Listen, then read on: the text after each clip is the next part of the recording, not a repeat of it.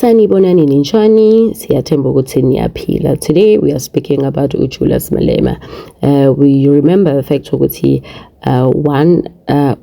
umthethwa umkhwanazi not umthethwa ngaze ngithatha umthethwa umkhwanazi waba nezinsolo eziningi okanye izinsolo ezishubisayo ezenza ukuthi abelievele ukuthi umchunu okanye umnumzane imchunu wamaphoyisa osasuspended njengamanje is one of the most important people abenza sure ukuthi izigebengu ziyalentuzwa ziyahlengwa la eSouth Africa azikwazi ukuthi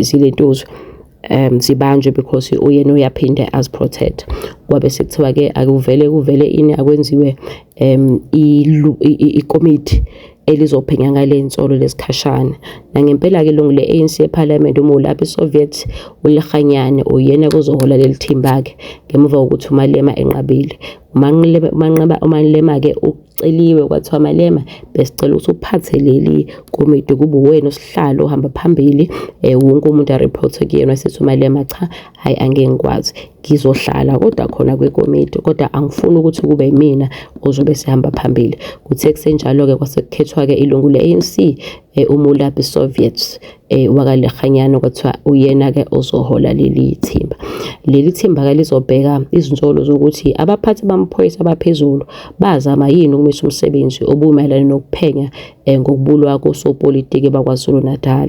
Umholi we-EFF Economic Freedom Fighters uJulius Malema wenqabela uhola leli thimba lamalungu eParliament elizophenya ngalensolo ezobucayi zenkohlakalo emaphoyiseni. Lezi nsolo nje wasengishilo zavezwa uCommissioner wamaphoyisa kwaZulu Natal uMnumzane Nhlanhla Mkhwanazi esithangameni sabezindaba nyanga edlule.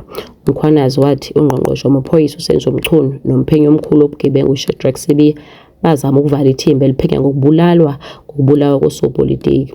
Uthe lokhu bakwenzela ukuvikela abantu abaxhumene nabo phezulu. Manje ke iParliament eselijube ikomiti elispecial lizobheka le insolo. Mhlanweni wokuqala waleli komiti ngoLwesibili uSontswempu ANC Mdumiseni Ntuli uphakamise umnumzane Mulaphi Soviets Lekhanyana. Elinye ilungu le-ANC leParliament ukuthi lihole leli thimba. uLekhanyana ke wabe sevuma. Ilungu le-MK Party uDavid Mandla Sikhosana yena bese ephakamise igama likaMalema kodwa washesha wamchitha. Ngiyabonga ngoqoqo kodwa angivumi kusho uMalema. uLekhanyana ke ukhethwe ngaphandle kwevoti. Malungu eParliament asizoqala kumsebenzi wawo banezinsuku nje ezingu-90 ukuqeda uphenyo kodwa banganikwa isikhathi esengenziwa makudinde okusho ukuthi kufanele manje bazokwenza u3 months baphinde bacela usizo kongoti bangaphandle kwezomthetho nabezomthetho ukuze benze umsebenzi ngendlela. Ikhomishini eseceleni eholwa ke ngowayejaji uMbuyiseli Madlanga naye izobheka okufanayo izogxila enkohlakalweni kanye nokugxambukela kwamaphoyisa phikelo zokushushisa kwazolonke kanye nophikelo zokuphepha lombuso. Ikhomishana kaMadlanga ke izokhipha umbiko wokuqala ezinyangeni ezintathu bese ikhipha umbiko ogcwele nawo ezinyangeni ezisithupha ukuthi sebehambe bafika kuphike nohlelo.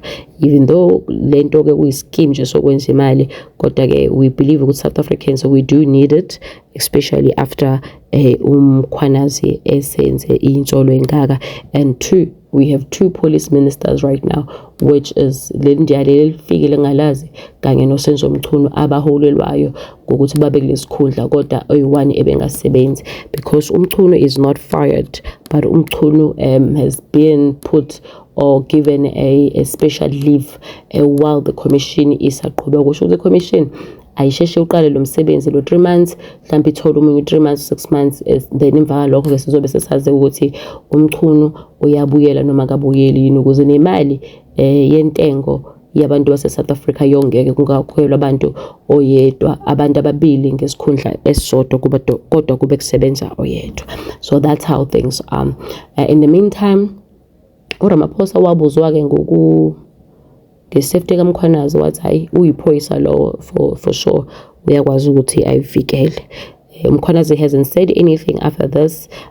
Sibelieve ukuthi naye ke usalinde ireport yani yekomiti. However, Mchunu still maintain his innocence and they still believe that he's innocent and they say there is nothing that he has done and there is nothing that emhlanganisa nalenkohlakalo khona manjalo ke iMK iyasolwa uZuma nokuhlangana noMkhize, yaphinda yahlangana noBhekicele bezama ukuyimisa le commission ukuthi ingenzeki kunaloko bathi umchunu akavele axoshwe.